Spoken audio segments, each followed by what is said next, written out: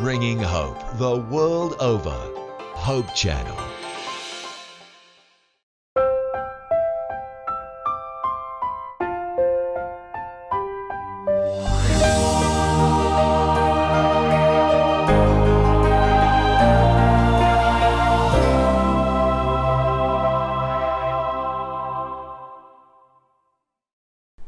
Isang mapagpalang araw po sa inyo lahat, mga giliw po namin, mga taga-subaybay. Nagpapasalamat kami sa Panginoon sapagkat dumating na muli ang ating programa, ang Oras ng Pag-aaral. At sana po sa ating pong pagsasama-samang ito, kasihan tayong lahat ng banal na Espiritu at akayin tayong lahat sa pagkaunawa ng kanyang banal na salita. Muli po ako inyong lingkod, Pastor Ben Casimiro, at sa ating pong talakayang ito ay makakasama natin muli ang Communication Director ng North Philippine Union Conference, Pastor Jose Orbe Jr. Welcome, Pastor. Maraming salamat, Pastor Ben, at kami po'y nagbabalik sa lalong pinaalab na talakayan dito pa rin sa Oras ng Pag-aaral. Nang nakaraang linggo ay ating pong tinalakay ang isang napakagandang paksa na may kinalaman sa pagsaksi at paglilingkod ng mga ito ay bunga ng revival. Dito naman po sa ating ikalimang leksyon ay ating pag-aaralan ang pagsunod, na ito'y isang panibagong bunga ng revival. Ang pagsunod ay hindi mapapasinungaling ang ebidensya na nagaganap sa buhay ng tao ang revival. Sa leksyong ito ay ating mapag-aaralan ang relasyon ng revival, ng banal na espiritu at ng may kinalaman sa pagsunod. Pero bago po tayo magpatuloy dyan, ay muli po nating anyayahan si Pastor Orbe na tayo ipangunahan sa ating opening prayer. Tayo pong lahat ay yumuko at tayo'y manalangin. Dakilang Diyos na tumawag sa amin, mula sa kadiliman sa kagilagilalas na liwanag, inanyayahan ang bawat isa sa amin sa pagsunod na kilalanin ang kaligtasan sa aming Panginoong Hesus. Kayo po ang siyang sumama sa amin at bigyan kami ng kapangyarihan na unawain ang kahalagahan ng pagsunod sa aming mga buhay, sa inyong gawain, hanggang sa inyong pagbabalik. Makamtam nawa namin ang tunay na pagpapala ng Diyos at ng banal na Espiritu sa pangalan ni Jesus. Amen. Amen. Tayo po'y dadako na sa ating pag-aaral. Pastor, sa atin bang napag-aralan ito na may kinalaman sa bunga ng revival na pagsunod, paano mo nakita sa iyong personal na pag-aaral na ito ang kahalagahan nito sa buhay nating mga mananampalataya? Unang-una, Pastor, hindi natin maikukubli, no, na itong pagsunod ay bunga talaga ng naunang mga paglapit sa ating Panginoon, sa kanyang pagbabago, at nakilala natin ng lubusan ng kanyang katangian, ng pag-ibig at pagpapatawad. Ito ay magbubunsod sa atin ng isang pagsunod hindi dahil sa pagkatakot, hindi dahil sa hindi natin nais mapahamak, kundi isang pagsunod sapagkat buhay sa atin ang wangis ng ating Panginoon, katulad din naman ng kanyang pagsunod sa Diyos Ama. Pansinin mo, Pastor, sa isang talata, sa Gawa Kapitulo 5, ang talata ay 32, makikita mo na ipinagkaloob ng Panginoong Diyos na bunga ng pagsunod sa banal na Espiritu ang pagsunod. Okay, mabuti, Pastor, ay ating basahin. At kami mga saksi ng mga bagay na ito, at gayon din ang Espiritu Santo, na siyang ibinigay ng Diyos sa nagsisitalima sa Kanya. Kaya kita mo, no, Pastor, sa mga nakalipas nating pag-aaral, parati nating idinidiin na itong buong gawain ng revival ay may kinalaman sa gawain ng banal na Espiritu sa ating mga buhay. Kaya mapapansin mo rin, doon sa mga ipinagkakaloob sa banal na Espiritu, ay gayon din ang pagsunod sa mga tumatanggap sa ating Panginoong Diyos. Kaya pagka pinagkaloob ang banal na Espiritu, walang pagsala, itong tao na tutugon sa kapangyarihan ng banal na Espiritu, sa kanyang pagbabago sa ating mga buhay, tayo rin naman ay susunod sa ating Panginoong Diyos. Sa madaling sabi ay kapag sumaatin ang banal na Espiritu, ay talaga naroon yung kapangyarihan tayo rin ay makasunod sa kahilingan sa atin ng ating Panginoon. Hindi ipinilit, Pastor. Hindi ipinilit, no? Hindi katulad ng inaakala ng iba, no? Na para makasunod, kinakailangan mo ng palo. Kinakailangan mo ng hampas, no? Para nang sa ganon, iisipin, ay magiging tapat yan, pinalo natin yan Aha. No? So, dito makita natin, ang pagsunod ay ito'y pinili ng tao, ipinasya niya na sumunod, at ang banal na Espiritu ay nagbigay ng kapangyarihan upang ito'y kanyang may sakabuhayan. Siyempre, sa kapangyarihan talaga yan ang banal na Espiritu. Kasi mahirap, sabi nga, naalala kong minsan nagwika ang aking ina, no? Ang pagsunod sa Panginoong Diyos, kinakailangan talaga ang Santo Espiritu nasa kalooban mo. Kasi pagka hindi, magiging imposible ang pagsunod. Sabi nung iba mahirap sumunod. No? Pero sasabihin natin mula sa banal na kasulatan, imposibleng sumunod ang taong nakahilig sa pagkakasala. Ang taong nakahilig sa kamunduhan, imposibleng sumunod sa banal na Espiritu. Sapagkat taliwas ang kanyang adhikain sa kalooban ng ating Panginoong Diyos. Sa madaling salita ay ang buhay na pagsunod ay ebidensya ng kaganapan ng revival sa kanyang buhay. Kasi gumanap na ang banal na Espiritu. No? Hindi tayo nasunod para ang banal na Espiritu gumawa sa buhay natin. Kundi ang mangyayari sa atin yan, kaya tayo naganap ng pagsunod sapagkat gusto nating makamtan ang pagsang-ayon ng Panginoon sa atin. Hindi po. Unang inibig tayo ng Diyos. Sabi dito, ipinagkaloob sa banal na Espiritu at gayon din sa mga sumusunod.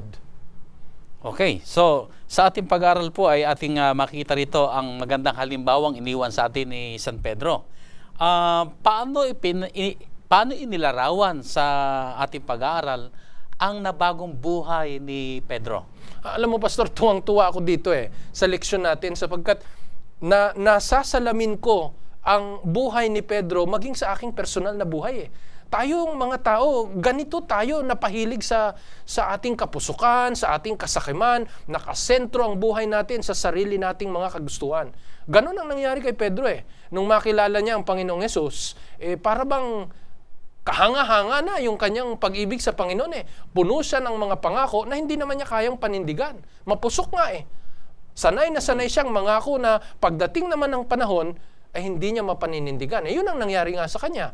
Pagtilaok ng manok, nakita niya na ang kanyang mga pangako ay taliwas sa totoong kaganapan ng kanyang buhay. Kasi ang kanyang sinabi ay, hindi kita iiwanan kung ano man ang mangyari. Pero alam natin kung paano 3 beses niya. Parang inam na pagsunod yun hindi ba? Hindi kita iwanan. Parang time-team ang talagang gusto niyang mangyaring pagsunod kay Kristo.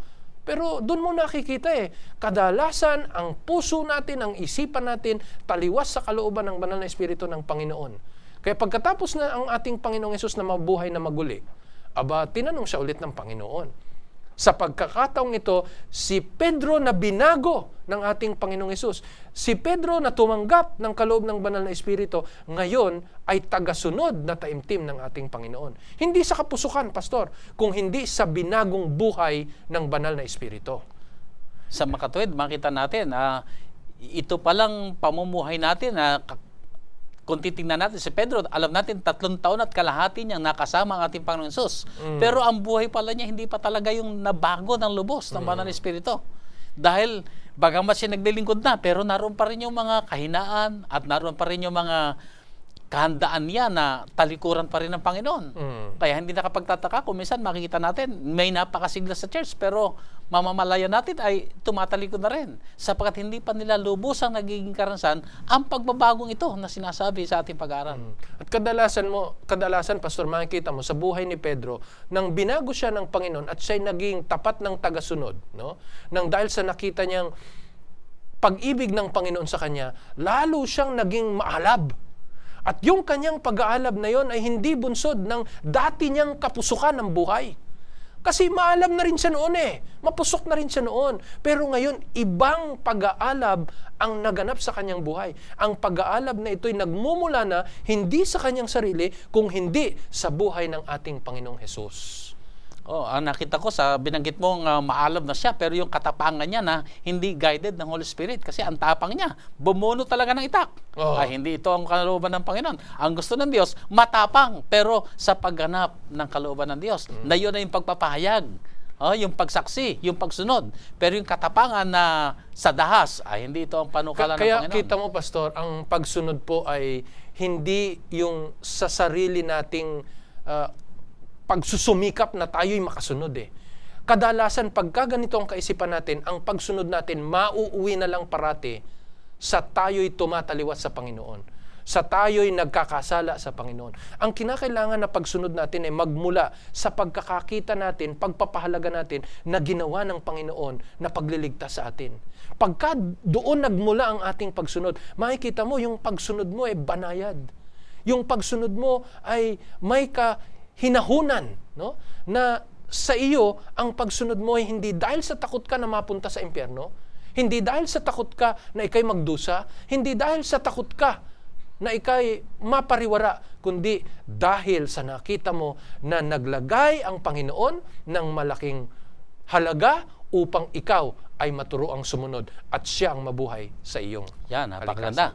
Pastor, siguro ay mayroon pa ako ilang nakita mga magagandang punto na maaring kapulutan ng ating mga manonood. Ang buhay na nabago sa karanasan ni Pedro. Bago tuloy ang nabago ang kanyang buhay, nakita natin kung paano yung gusto niya ang masusunod. Kasi naalala ko, ang sabi ng Panginoon, kinakailangan siya dumaan sa mga kapigatian at sa kamay ng mga Pariseyo. Pero ang sabi ni Pedro, no, hindi ganyan. So dito nakita ko yung hindi pa siya nagpapasakop. Gusto pa niyang yung sarili niya ang masunod. Pero nung baguhin siya ng ating Panginoon Sus, ay kanya rin sinabi na kagalakan na niya ngayon ang maging kabahagi sa paghihirap ng ating Panginoong Hesus. Totoo yun. Ang katunayan, Pastor, kung babalikan natin ang kasaysayan, itinala ng kasaysayan na ang katapusan ng buhay ni Pedro ay pasakit, no? Parusa o pag-uusig na nagpapakita ng tunay na pagsunod. Sapagkat nakita mo yung dinaanan ni Pedro, nakamatayan niya, ayaw nga niyang mabayubay sa krus katulad ng kanyang tagapagligtas, di ba? Kung hindi, kabaliktaran. At ito ang nagpapakita na kay Pedro may nabagong buhay sa pamagitan ng kapangyarihan ng banal na Espiritu. Isa pa, Pastor, ang nakita ko ay, alam natin si Pedro, bagamat alam natin siya matapang, pero actually, duwag siya.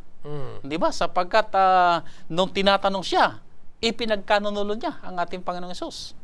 Pero nung binago siya ng Panginoon, kahit siya nasa harapan ng Sinedrin, kahit sino pang nasa harapan niya, kahit sa kabila ng kabayaran si parurusahan o ipabibilanggo o pahihirapan, hinarap niya ito ng may tapang. Tumayo siya para sa Panginoon. Nakita natin kung paano ang buhay na nabago ay may kaibahan. Siguro maganda nga, Pastor, talagang idiin natin yan. Hindi maaring maganap ang tunay na revival at reformasyon kung hindi makikita sa atin ang tunay na pagsunod. Katunayan, ito nga ang bunga nitong sinasabi nating revival and reformation. Yeah, Pastor, napakaganda. At nais ko sanang manawagan sa ating mga kapatiran, sa ating mga lahat ng mga sumusubaybay ng programang ito. Gusto natin lahat tayo'y mabago. Pero tingnan po natin ating mga sarili. Siyasatin po natin. Nasa atin na ba ang kasinungalingan pa rin, karuwagan? Nasa atin pa rin ba yung pahiya-hiya sa pagbabahagi, sa pagtayo sa katotohanan? Ay gayahin po natin si Pedro. Hangarin po natin kung paano si Pedro na punong-puno ng mga kahinaan, punong-puno ng karuwagan, pero siya binago ng kapangyarihan ng Diyos. Amen. At nakita po natin ang kanya naging buhay. Ayan. Sa kanyang kapanahonan, ang wika ng ibang manunulat, nabaliktad ang salibutan sa kadahilanan ng kanyang nabagong buhay na siya ginamit na makapangyarihan ng ating dakilang Diyos. At yan ay sa pagsunod. Kaya nga napakagandang halimbawa sa ating pag-aaral ngayon, itong nabagong buhay ni Pedro, na ito ay isang halimbawa sa ating lahat. At hangarin natin kung paano si Pedro, nakita natin ang kanyang mga pagbabago sa biyaya ng Panginoon, hangarin natin ito rin natin maging karansan. Pastor, dito sa ating lesson ay binabanggit, mayroong mataas na kapalit ng pagsunod. Ano ba ang kapalit o kabayaran ng pagsunod sa ating Panginoon Diyos? Alam mo kasi, Pastor, sa karanasan natin na sumasampalataya sa Panginoon, hindi sa lahat ng panahon na tayo'y sumusunod sa Panginoon, linalatagan ng Panginoon ng karangyaan o di kaya ay katiwasayan o kaalwanan ng buhay. Maraming mga pagkakataon na ang kapalit, no, na kabayaran o di kaya kapalit na katumbas na halaga ng pagsunod ay ang ating buhay. Maaring ito'y magdala sa atin sa kamatayan. Sa mga ganong pagkakataon, doon ipinamamanhik ng tunay na kapangyarihan ng banal na Espiritu na tayo'y manindigan, maging ang kapalit nito ay ang buhay natin o ang ating kamatayan. Sa madaling sabi, bagamat ang ating palang hangarin ay tumugon at napakaganda ng ating motibo na sumunod sa Kanya, paglingkuran ng Diyos. Pero meron pala itong kabayarang magiging mahirap din. Kaya nga sinabi ko na kanina pa sa pasimula natin. Alam mo, may karunungan talaga doon sa sinabi ng aking nanay. Sabi niya talaga, imposibleng sumunod, no, ang puso kung wala dito ang banal na espiritu. Bakit? Sinong gugusto na mamatay ka? Kung walang Santo Espiritu o kaya Santo Kristo na nabubuhay sa ating kalooban, walang maghahangad na mamatay, Pastor. Sapagkat ang nanaisin natin, manatili tayo sa ating mga buhay. May mga pagkakataon na dito talaga tayo tutumbasan. At ang kapalit ng yan ay buhay. Kung tayo'y hindi nakalagak sa Panginoon, pipiliin ba natin na mamatay? Pipiliin ba natin na mabuhay? Alin sa mga bagay na ito? Kadalasan, dadalhin tayo sa tunay na kamatayan at doon mas lalago ang pananampalataya ng ating Panginoong Diyos. Alam mo, Pastor, meron ako nabasang aklat na binabanggit ang dalawang anghel ay inutusan ng Diyos na gumawa ng misyon dito sa lupa. Magkaiba ang kanilang misyon. Ang isa ay dinala doon sa magandang lugar, masagana, maunlad. Ang isa naman ay dinala doon sa lugar na mahirap, maputik marahil, at marahil ang kapaligiran ay sabi natin napakahirap.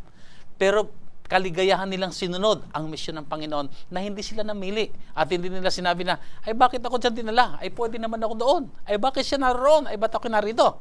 So dito makita lamang natin, Pastor, ang nabagong buhay. Kapag ka nabagong ating buhay, kung yan man ay mahirap, kung magiging maganda man ang resulta ng pagsunod natin, ay iiwan na natin ito sa Panginoon. Ang atin ay, ang kaligayahan natin makasunod. Totoo kung yun, sa Pastor. mahirap o sa maginhawa, kung sa buhay at kaginawahan o sa kahirapan o sa kamatayan, ang pinakamahalaga, kagalakan natin ang sumunod sa Panginoon. Di ba't sabi nga, Pastor, hindi inaalintana ng isang nabagong puso ang kanyang mga daraan ng pagsubok, ang kanyang mga daraan ng paghihirap, hanggat hawak niya ang kamay ng ating Panginoong Hesus. Kahit nasaan kang paghihirap, anumang bagyo ang sagupain mo, hindi na importante kung anuman ito, hanggat kasama mo ang ating Panginoong Hesus. Yun ang naging sandigan ni Esteban, di ba? Sa kananasan ni Esteban. Kaya nanatili si Esteban nakatayo sa kanyang pananampalataya. At Pastor, ito'y nagbunga hindi lamang ng pagsunod ni Esteban sa mga nakasaksi, sa mga nakakita ng isang buhay ng pagsunod sa Panginoong Hesus sa pamagitan ng Banal na Espiritu. Marami sa kanila ang itinala na nahikayat ng dahil sa pagsunod ni Esteban. Totoo yan. At ako'y, alam mo, natutuwa akong magbasa rin ng mga buhay ng mga misyonero na kung paanong ibinigay nila ang lahat sa Panginoon. Alam nilang mahirap ang pumunta. Alam nilang mahirap ang lugar. Alam nila na pwede silang mamatay. Pero sila nagpupunta pa rin. Bakit? Alam mo, ang aking nadinig sa kanila mga sinabi, kung saan kami suguin ng Panginoon, doon kami paparoon. Ang kahilingan lamang nila, basta ang Panginoon ay aming kasama, walang problema. Kahit mahirap, pupuntahan namin at itong aming kagalakan, basta sila ay nasa kamay ng Panginoon. Diyan mo makikita, Pastor, na hinihiwalay yung mga bata pa sa mga batikan sa pananampalataya.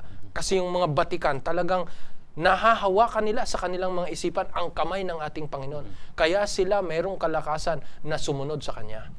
So ibig ba sabihin nito, Pastor, ay yung mga namimili pa ng assignment ay marami pang pagbabagong kailangan maging karanasan? Oo, Pastor. Hindi na natin pwedeng itanggihan. Araw-araw kinakailangan mayroong tunay na pagsuko. Hanggat ito'y lubusin ng Panginoon, makakasunod tayo maging sa mga lugar na magiging mahirap hanggat kasama natin ang ating Panginoong Diyos. So ang pagsunod pala sa ating Panginoon ay hindi ibig sabihin ay okay na at maginhawa na.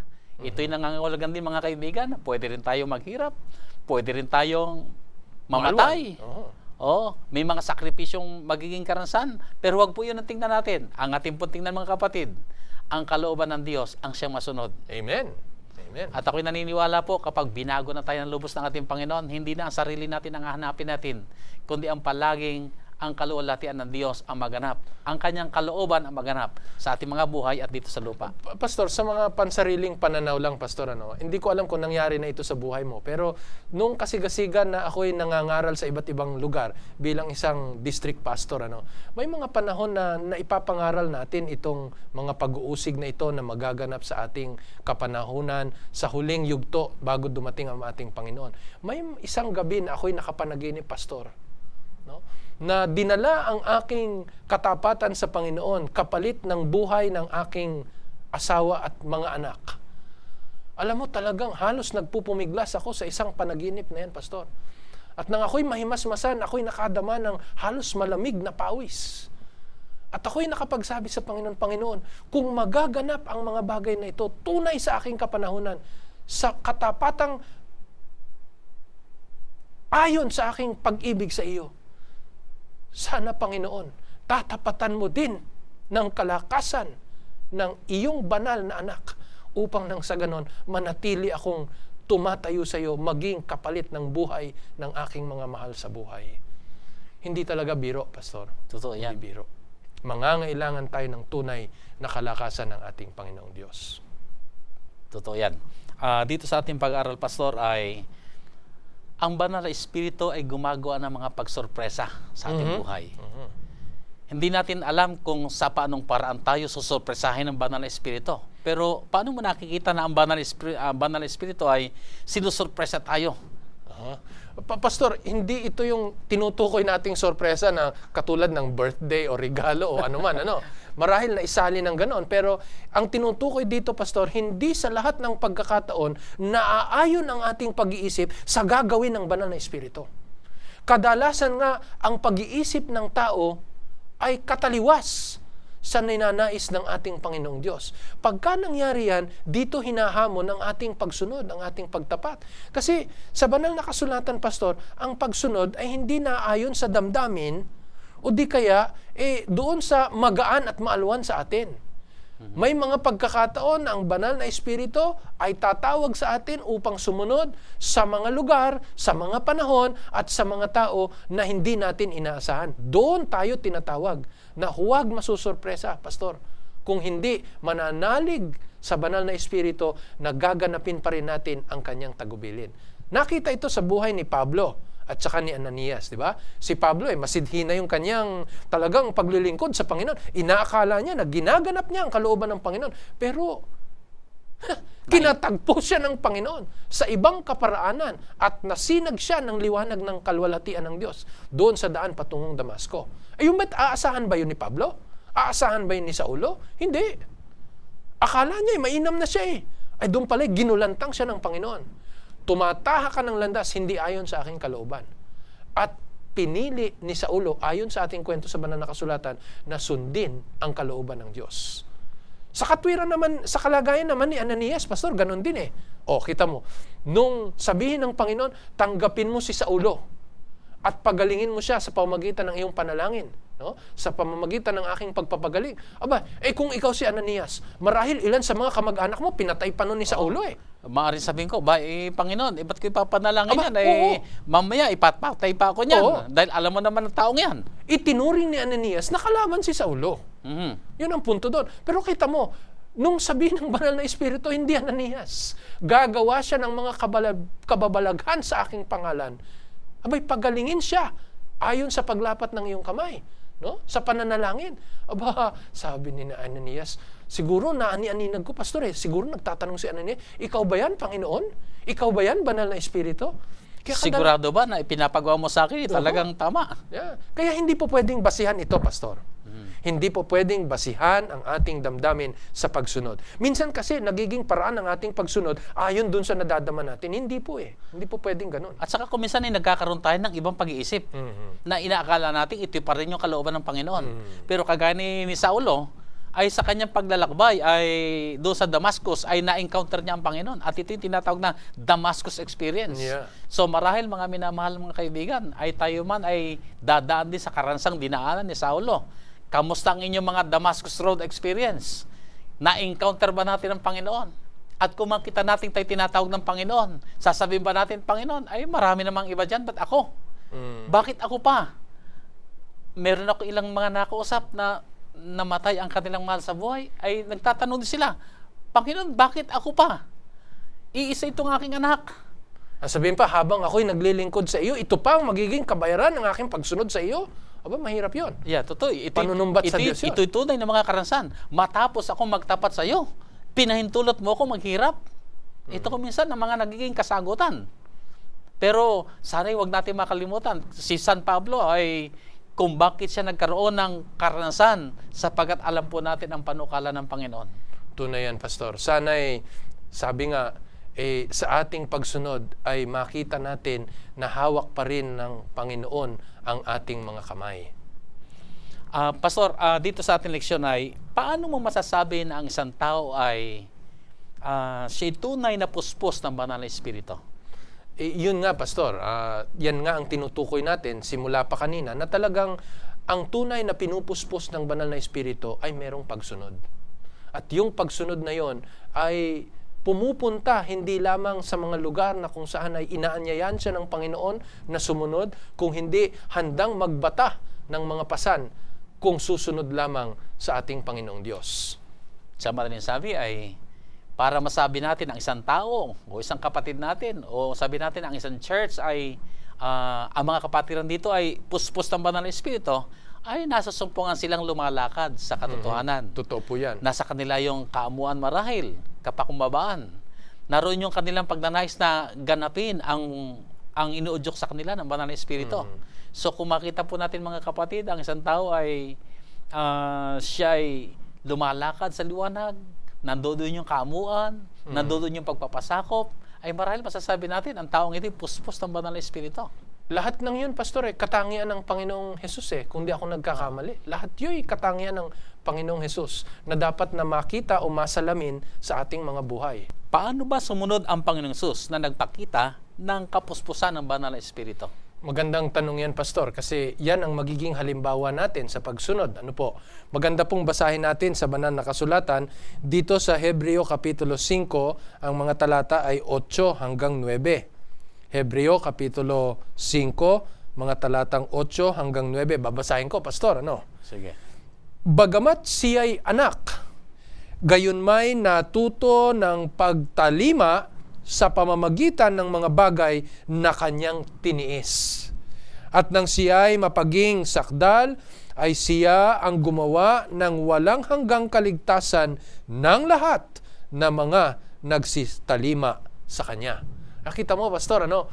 Ang pinakita na halimbawa ng ating Panginoong Hesus ay hindi lamang basta pagsunod, kundi may kakambal na pagtitiis.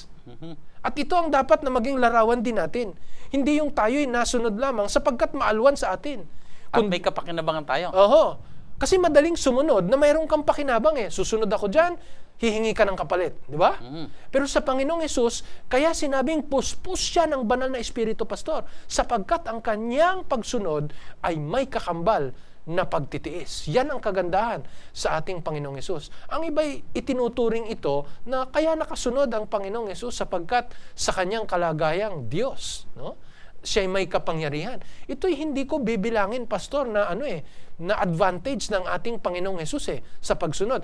Katunayan, bibilangin ko pa nga ito na liability sa bahagi ng Panginoon Napakahirap kayang sumunod kung ikay dating sinusunod at ikaw ang nagpapatupad at dadalhin ka ngayon sa kalagayang ikaw ang susunod. Ba, hindi biro yun. Kaya sabi ko nga, babalik na naman tayo, imposible sa tao ang sumunod kapag ka siya'y nakahilig sa landas ng sanlibutan. Kaya, ito'y ipinakita ng Panginoon na bagamat siya'y Diyos at siyang nagmamay-ari ng lahat at siya ay sa kalagayang tunay na makapangyarihan sa lahat, abay pinili pa rin niya, Pastor, na sumunod sa tagubilin ng Diyos Ama. At ang pagsunod ang siyang ebidensya na ang Banal na Espiritu ay naghaharing lubos sa buhay ng isang tao. Opo, Pastor. At huwag nating kalilimutan, yung kakambal ng pagsunod sa buhay ni Kristo ay ang pagtitiis. Kaya tayo, dapat makita rin yung pagtitiis. Tama uli yung sinabi sa banal na kasulatan, ang magtiis hanggang sa wakas Ayan. ay silang magmamana ng buhay na walang hanggan. Totoo po yan. Kasi silang mga sumusunod sa kalooban ng Diyos, sa kautusan ng Diyos, nang may pagtitiis, no? Ay siyang tunay na kinalulugdan ng Panginoon at pinupuspos ng banal na Espiritu. Sa madaling sabi, mga minamahal namin mga kapatid at mga kaibigan, ay dito ating po pinag-aaralan ang revival ay palaging aakay sa atin sa pagsunod. Ang revival ay nagiging isang kaganapan sapagat narito ang mga lalaki at mga babae na nakahandang sumunod sa ating Panginoon. Pastor, ilagay po natin sa kalagayan natin ngayon, madalas na pagka tayo'y tumugon sa panawagan ng Panginoon at tayo'y kanyang dinala sa isang tunay na pagsunod, ito'y mga hamon na babago sa ating buhay. Ang tanong, handa ba tayong sumunod sa kabila ng ito'y magiging mahirap kung hindi imposible? No? Magiging mahirap sa pagsunod. Handa ba tayong iiwan ang ating dating kinagawian katulad ni Abraham? O sa mga lugar na sinabi nating doon na tayo na panatag, handa ba nating ganapin yan? Katulad na lang halimbawa, tinawag tayo ng Panginoon sa isang paraan ng pamumuhay na mas malapit sa katwiran ng Diyos, sa ating paraan ng pananamit. Dati, nagaganyakan tayo ng mga mamahaling mga palamuti, no? Tinatawag tayo ng Panginoon sa isang buhay na simple. Reformation ang pinag-uusapan natin, Pastor. O dati, gahaman tayo sa pagkain ng mga itinuturing na second rate na pagkain. Tinatawag naman tayo ng Panginoon sa pagkain na kanyang itinuring na nararapat sa atin sa halaman na ng Eden. No? Handa ba tayong sumunod sa mga bagay na ito, Pastor? Ibig sabihin, nakahanda ba tayong magsakripisyo na iwanan yung conveniente nating buhay? Siguro sa dahil lang sa pagsunod. Sa una siguro, Pastor, talagang naroon ang pagtitiis. Pero pagka ikay nakaunawa ng kalooban ng Panginoon, pagka ito'y sinusunod mo na, kagalakan na ito, Pastor. Kagalakan na. Ito yung sinasabi na bagamat tayo'y alipin, no? Ito'y may kagalakan nating tinutupad, ginagawa sapagkat mahal natin ang ating Panginoong Diyos. Dito, Pastor, binabanggit na mayroong mga alipin ng katwiran. Pero itong pagiging alipin ng katwiran, hindi ibig sabihin mahirap ito. Sapagkat tayo alipin pa rin. Pero ang katotohanan ay tayo yung tunay na malaya. Totoo yan, Pastor. Malaya nating naiibig ang Panginoon. Pwede malaya palang, nating nasusunod ang Panginoon. Pastor, pwede ka palang alipin na malaya. Tama. Di ba? Sa pagsunod ng may pagtitiis. Naalala ko yung kasama namin sa bahay. Nung una talagang bantulot yang sumunod. Ang hirap mong pakiusapan. No, habang panahon at nagiging bahagi na siya ng aming tahanan at natutunan niya ng mahalin at kami natuto na ring magmahal sa kanya. Naging isang tahanan na kami na parang itinuturing siyang tunay na anak ng tahanan. Alam mo, nung siya'y makaalis, abay wala pang ilang linggo, tumatawag na. Sabi niya, Kuya, gusto ko nang umuwi dyan. Kuya, tama yung sinasabi mo ng una. Kuya, ay ito palang mga ibinilin mo sa akin ay tunay na katotohanan. Alam mo, nananabik na siya. At sa tuwing siya'y gumaganap sa amin, na magkakasama kami, nakikita mo na ang kanyang pagsunod ay hindi dahil sa tumatanggap siya ng sweldo. Hindi dahil sa nararapat niyang gawin, kundi kinalulugdan niya sapagkat itinuring na rin niyang aming mga anak na kanyang kapatid. Dapat ganito ang ating pagsunod, Pastor. Sumusunod tayo sapagkat naranasan natin ang tunay na kapangyarihan at pag-ibig ng Panginoon sa ating mga buhay. Amen. Napakaganda, Pastor. So mga giliw po namin mga kapatiran at mga manonood, dito po yung ating pinag-aaralan ang buhay na puspos ng banal na Espiritu, na ito'y buhay ng pagsunod, na nagagalak, maging ang kahirapan ay handa nating harapin, alang-alang sa pagmamahal natin sa ating Panginoong Hesus. Kamusta kayo mga kaibigan? Kamusta po ang ating pakikitungo sa ating kapwa? Ano po ang ipinapagawa sa atin ng Panginoon? Nakahanda po ba nating iwanan ang ating convenienteng kalagayan, alang-alang sa mahal nating Panginoon? So ito po yung mga bagay na atin po isalang-alang. Ano po, Pastor?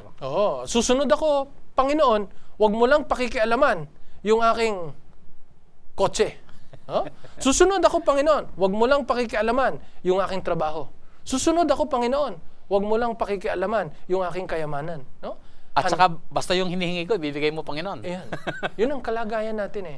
Kaya talagang idadalangin natin na puspusin tayo ng Panginoon sa pagsunod at pagtiis. Tunay na kailangan pa natin ng revival, na tunay na di maganap sa loob ng ating iglesia. Guilty ako. At ito ay maging pangunay sa ating mga buhay. Guilty ako, Pastor. na talagang pumipili tayo na kung saan lamang tayo susunod sa Panginoon. Hindi dapat ito ang maging tunay nating kalagayan kung nakakaranas tayo nitong revival and reformation. Tama yan, Pastor. So kapag dumaraan tayo sa ganito mga sitwasyon, yayamang napag-aralan na natin ito na bunga ng banal na espiritu ang pagsunod. Ay huwag na nating isipin kung madali ba ito o mahirap. Ang atin na lang palang isipin, maluluwalhati ba ang Panginoon sa pamamagitan ng pagsunod kong ito? At ako'y naniniwala, ito'y magiging malaking pagpapala, hindi lamang sa karin ng Diyos, kundi ito'y magiging pagpapala rin para sa bawat isa atin. Amen. Amen. So, Pastor, ang iyong muling mga pananalita tungkol dito sa ating paksa na may kinalaman sa pagsunod bilang kahayagan ng revival. Gusto ko pong basahin ang isang talata sa banal na kasulatan dito sa Juan Kapitulo 14. Kung ako'y inyong iniibig, ay tutuparin ninyo ang aking mga utos. At sa talatang 23, sumagot si Jesus at sinabi sa kanya, kung ang sino man ay umiibig sa akin, ay kanyang tutuparin ang aking salita. At siya'y iibigin ng aking Ama, at kami ipapasa kanya, at siya'y gagawin naming aming tahanan. Sana'y mga kaibigan, ang pagsunod ay tunay na magiging bahagi ng ating buhay.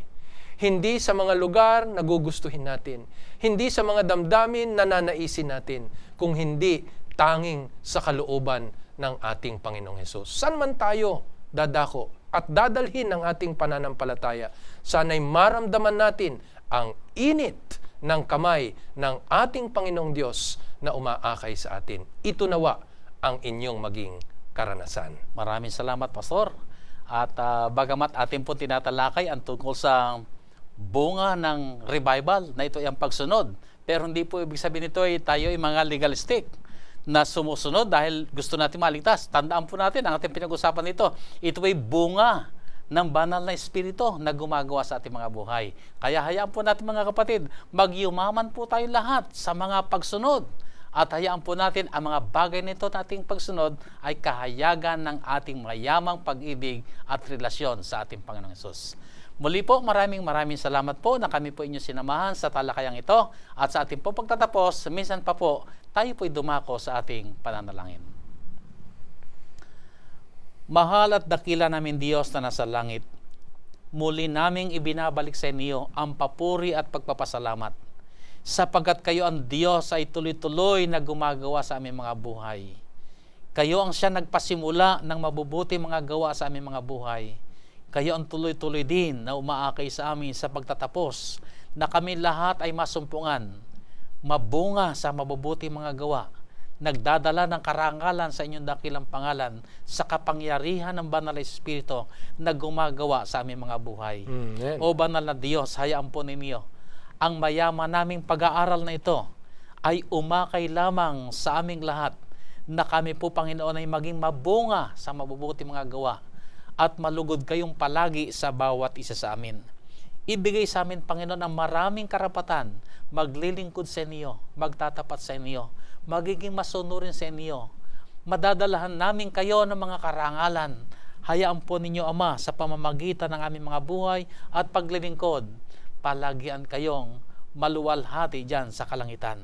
At ngayon, banal na Diyos, ipatong po ninyo ang inyong makapangyarihang kamay sa bawat isa sa amin.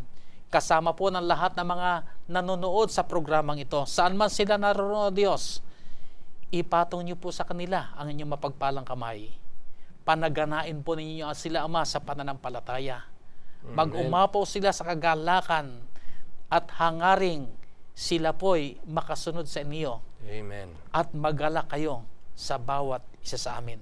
Salamat po, dakilang Diyos, sa katiyakan na iginawad nyo na sa amin ang inyong mayamang basbas, na pinagyayaman kami, Ama, sa inyong pag-ibig at mga kabutihan sa pangalan ng aming Panginoong Hesus. Amen. Amen. Amen. Muli po, mga minamahal namin mga kaibigan, maraming salamat po. Kagalakan po namin na kami po ay nagiging kasangkapan at ang programang ito upang kumagkagayon, kayo po lahat ay maakay na lalo maging mas malapit sa ating Panginoon. Muli po ang aming paanyaya. Samahan niyo po kami muli sa programang ito na Oras ng Pag-aaral at hayaan ninyo managana sa inyong lahat ang pag-ibig ang kabutihan ng ating dakilang Diyos. God bless you all.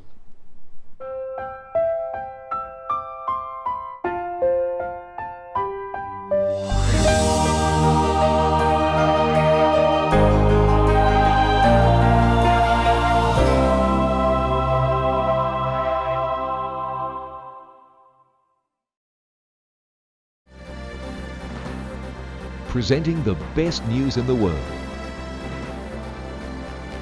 You're watching the Hope Channel. Hope Channel viewers are loyal, encouraging friends and neighbors to watch. Why?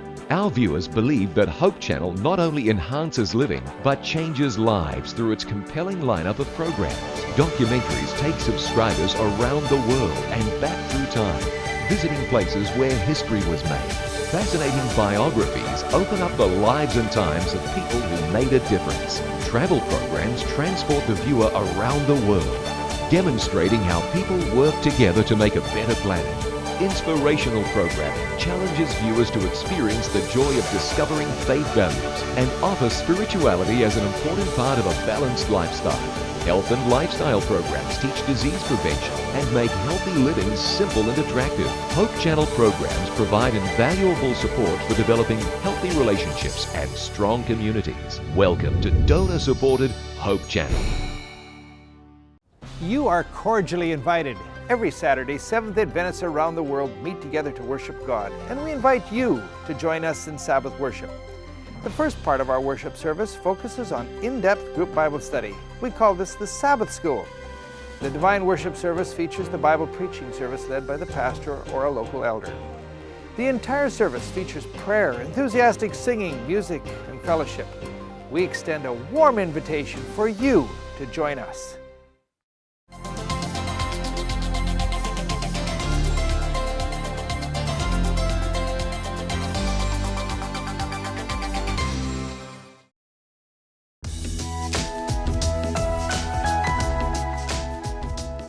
With the high rate of divorce today, many young adults who are dating are wondering if it's worth it to be married. Is it possible to be happy in marriage? Well, one of the challenges of marriage is that oftentimes people are either too negative or too idealistic about their relationship. Marriage can be great, but because no one is perfect, there are no perfect marriages.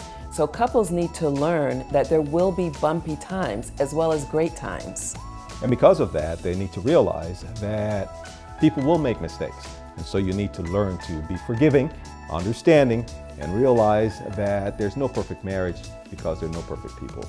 But if you are aware of that fact and you know that marriage is difficult, then you can prepare yourself and respond in a way that's constructive and that can build your marriage.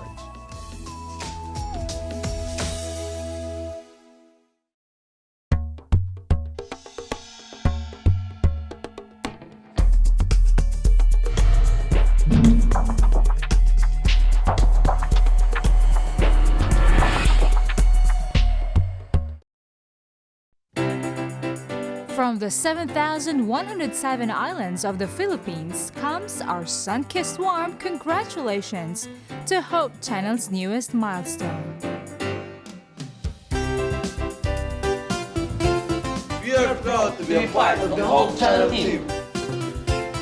This is the Lord's work. He will carry us through. And Team Philippines is with you all the way. To the worldwide ministry of the Hope Channel, Mabuhay!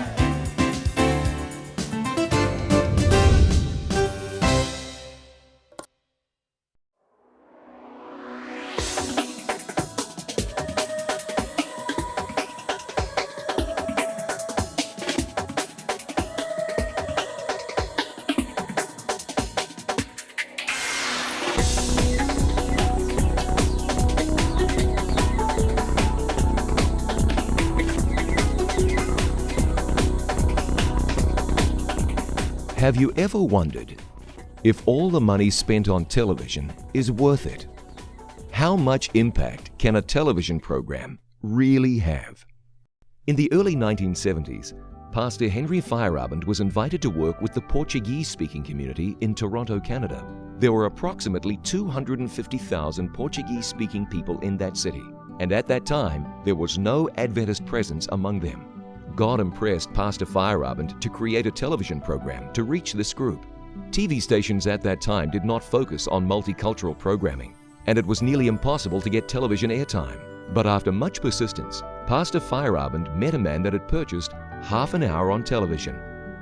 Pastor Feyerabend pestered the man over and over again until he was finally offered 5 minutes on each program for the outrageous total of $4,000. I think he gave him that price thinking that Pastor Henry would have walked out the door and said, "This is ludicrous." Henry said, "Where's the contract? Let me sign it." Walks out of the man's office. He's got this $4,000 contract he just signed. He's got 6 members in his church. He says, "You know what, this is ludicrous, this is ridiculous, this is crazy. Where am I going to get the money to pay for this?" He says, "I better go back and tell this guy I made a huge mistake." But then he stops midway and he says, "But what if this door is being opened by God?" Anyway, he decides to head back to this little Ukrainian church that this Portuguese group was renting a room there. He goes to the mailbox as soon as he arrives at the church, and in the mailbox is a letter addressed to him personally. He thought that was kind of strange. He opens this envelope. Inside is a note from a friend he hadn't seen in 20 years. The gentleman's name was Dr. Edgar Latimer from Massachusetts.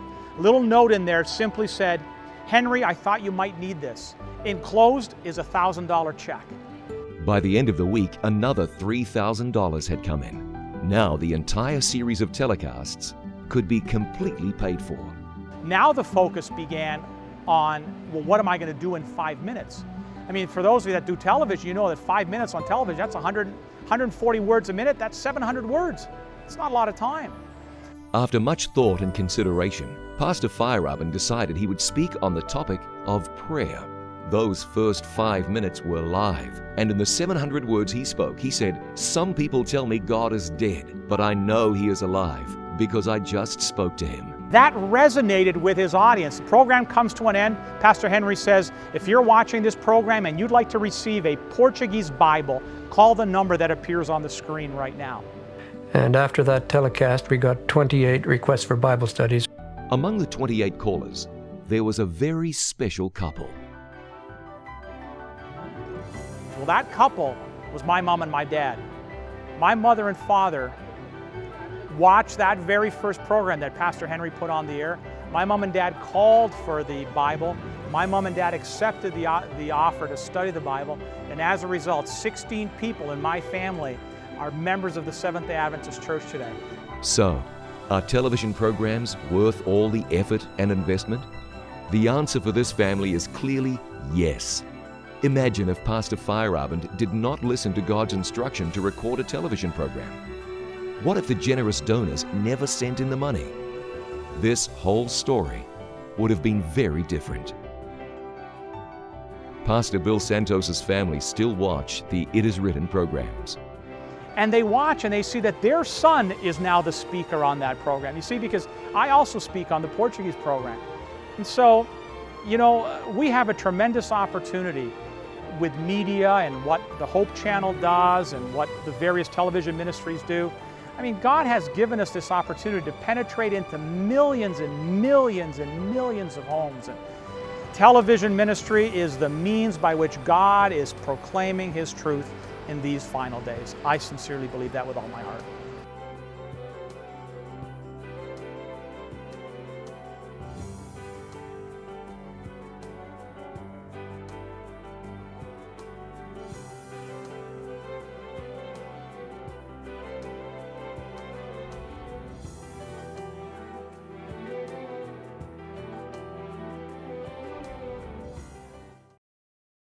Be in too.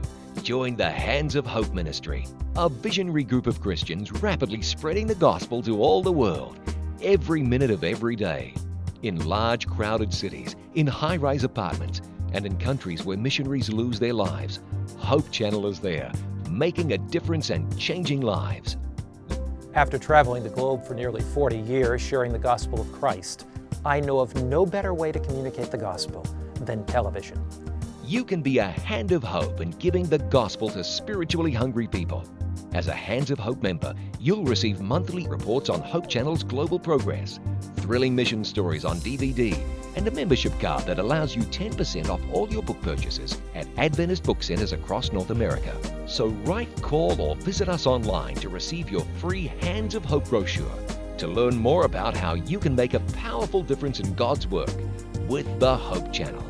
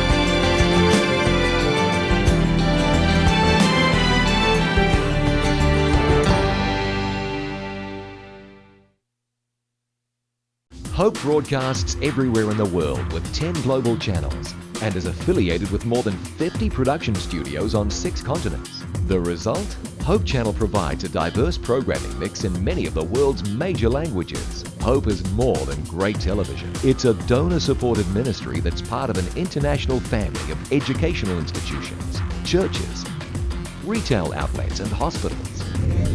Welcome to Hope Channel.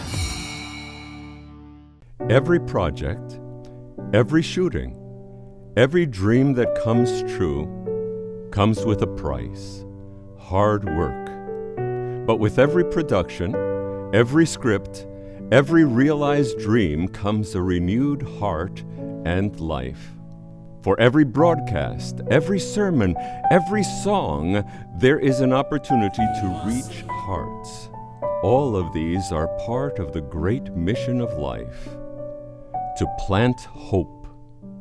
There are multitudes of people around the world, and God wants to speak to everyone individually, to touch their hearts as if there is no other one. Sometimes this is done through a computer with the living Word. Sometimes a simple pamphlet with the Word. At other times, TV, radio, sometimes the Word through a man, but always a heart in need of love. In Peru, a preacher called out to a man from among the congregation.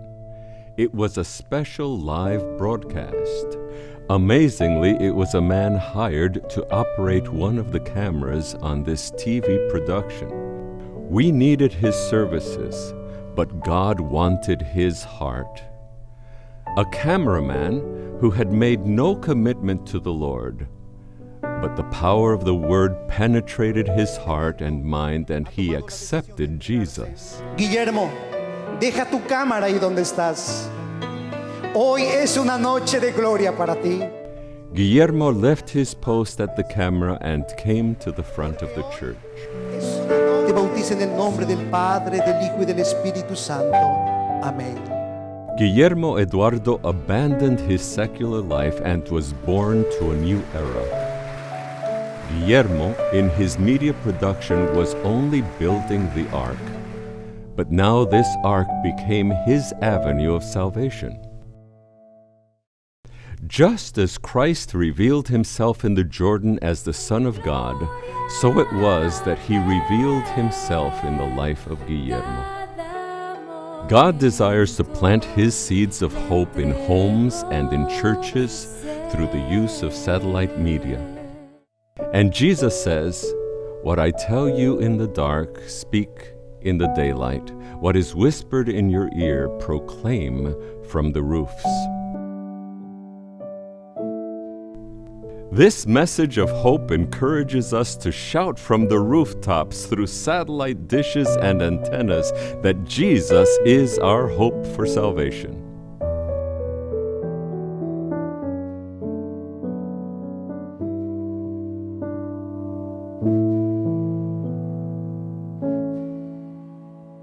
You are cordially invited Every Saturday, Seventh-day Adventists around the world meet together to worship God, and we invite you to join us in Sabbath worship.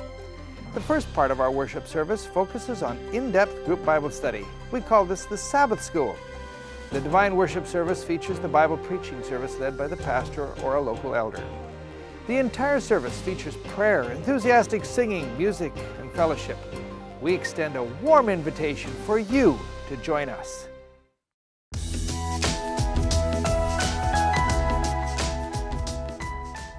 The issue of domestic violence is often approached from the perspective of women, usually men abusing women. But I wonder, Willie, are there cases of men being abused by women? Indeed, about 25% of the reported cases of abuse, it's of men being abused by women. Of course, the larger portion is women being abused, 75%. And every time it happens, it's a serious matter, and we need to take it seriously. If people tell us they're being abused, we need to believe them. Absolutely. Whether it's a man or a woman, we need to get them help immediately. Let them understand that it's not God's will for anyone to be abused. We can direct them to a local center or the domestic violence hotline of your area or national or international centers. Please get help if you feel that you are a victim of domestic violence.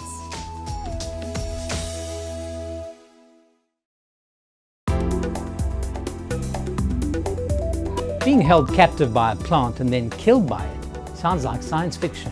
Really? A tobacco plant captures its prey through the stimulation that nicotine supplies and then shackles its victim with the ongoing dependence on this potent drug. Nicotine reaches the brain 7 seconds after inhalation. It is one of the most potent central nervous system drugs, and when compared milligram for milligram, it is 10 times more powerful a mood elevator than heroin, cocaine, or methamphetamine. It works in the pleasure-reward portion of the brain that works with our reasoning and memory. The administration of nicotine causes the sensation of pleasure, the shackles that bind its users. In effect, tobacco use imparts fingertip control over mood and pleasure. But all this is at a price that could cost you your life. Take the step. Break the habit. Presenting the best news in the world. You're watching the Hope Channel. Hope Channel viewers are loyal, encouraging friends and neighbors to watch. Why? Our viewers believe that Hope Channel not only enhances living, but changes lives through its compelling lineup of programs. Documentaries take subscribers around the world and back through time, visiting places where history was made.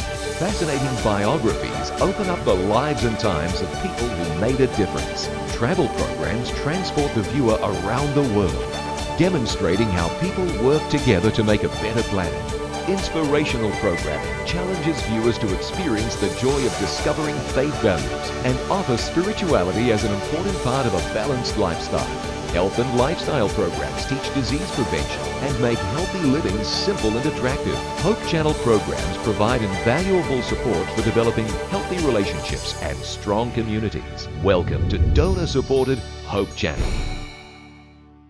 You are cordially invited. Every Saturday, Seventh-day Adventists around the world meet together to worship God, and we invite you to join us in Sabbath worship. The first part of our worship service focuses on in-depth group Bible study. We call this the Sabbath School. The Divine Worship Service features the Bible preaching service led by the pastor or a local elder. The entire service features prayer, enthusiastic singing, music, and fellowship. We extend a warm invitation for you to join us.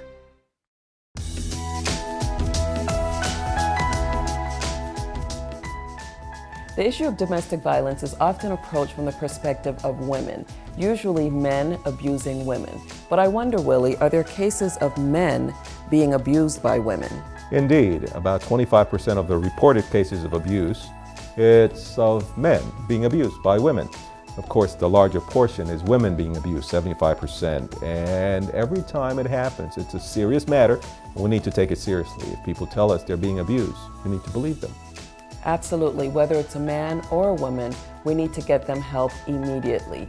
Let them understand that it's not God's will for anyone to be abused. We can direct them to a local center or the domestic violence hotline of your area or national or international centers.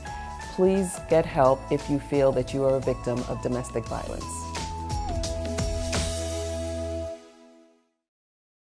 You are cordially invited. Every Saturday, Seventh-day Adventists around the world meet together to worship God, and we invite you to join us in Sabbath worship. The first part of our worship service focuses on in-depth group Bible study. We call this the Sabbath School. The Divine Worship Service features the Bible preaching service led by the pastor or a local elder. The entire service features prayer, enthusiastic singing, music, and fellowship. We extend a warm invitation for you to join us. Hope broadcasts everywhere in the world with 10 global channels and is affiliated with more than 50 production studios on 6 continents. The result? Hope Channel provides a diverse programming mix in many of the world's major languages. Hope is more